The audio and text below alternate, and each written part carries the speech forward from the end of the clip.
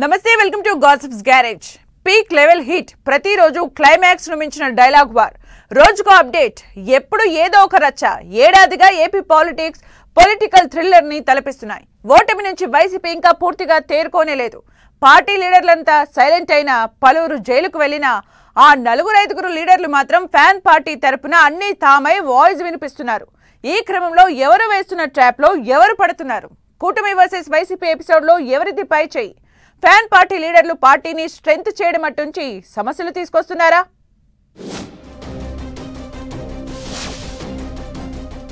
ఎత్తుకు పై ఎత్తులు, ఏపీలో నెక్స్ట్ లెవెల్ పొలిటికల్ హీట్.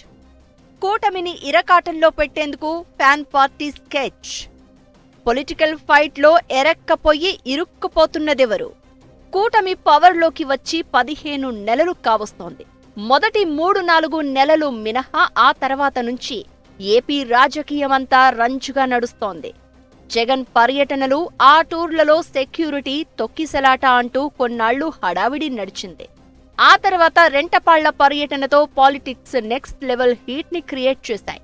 ఆ తర్వాత జగన్ జిల్లాల పర్యటనలు తగ్గిపోయాయి.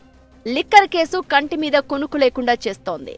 చివరకు ఎంపీ మిథున్ రెడ్డి అరెస్ట్ అవడం, జగన్ సోదరుడు అనిల్ రెడ్డి ఇంట్లో సోదాలు వంటివి ఫ్యాన్ పార్టీకి ఇబ్బందికరంగా మారాయి.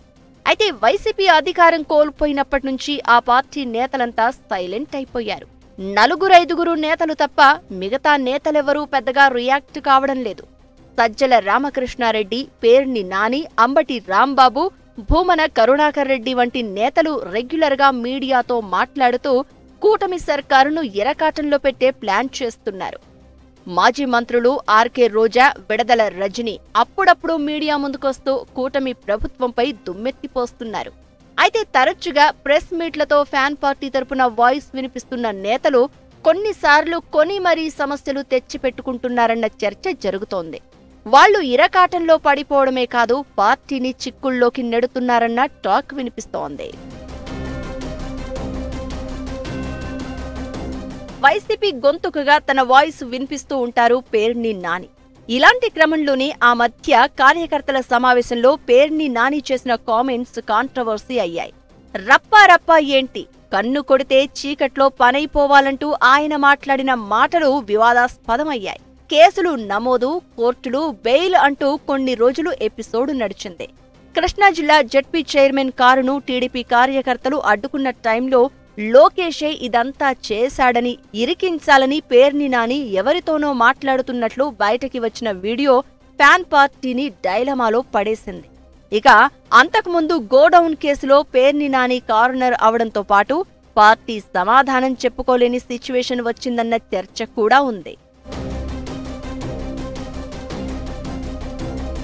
ఇక జగన్కు అత్యంత సన్నిహితుడు వైసీపీ ప్రధాన కార్యదర్శి సజ్జల రామకృష్ణారెడ్డి అమరావతి రైతుల విషయంలో చేసిన వ్యాఖ్యలు పెద్ద రచ్చకు దారితీశాయి.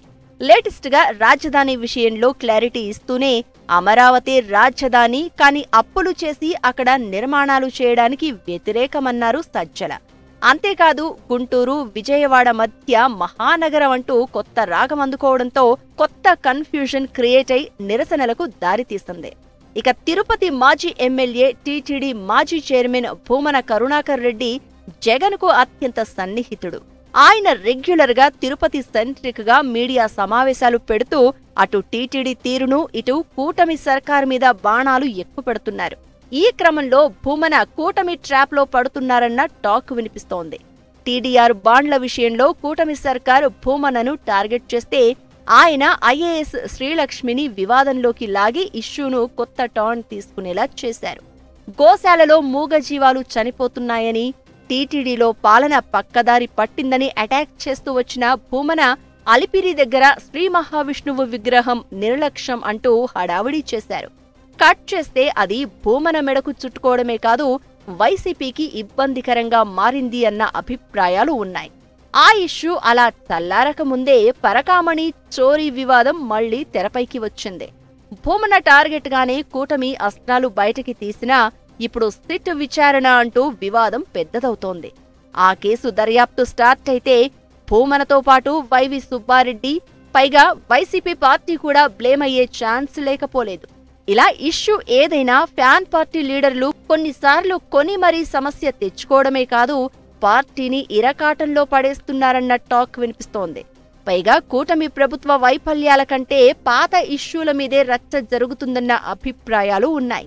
అధికార కూటమిని ఇరకాటంలో పెట్టాల్సింది పోయి వైసీపీనే కార్నర్ అవుతుందని, ఈ క్రమంలో కూటమి పెద్దలు వేసే ట్రాప్లో ఫ్యాన్ పార్టీ నేతలు పడిపోతున్నారన్న ఒపీనియన్స్ వ్యక్తమవుతున్నాయి. ఇప్పటికైనా ఈ విషయంలో వైసీపీ నేతలు అలర్ట్ అవుతారో లేదో చూడాలి మరి.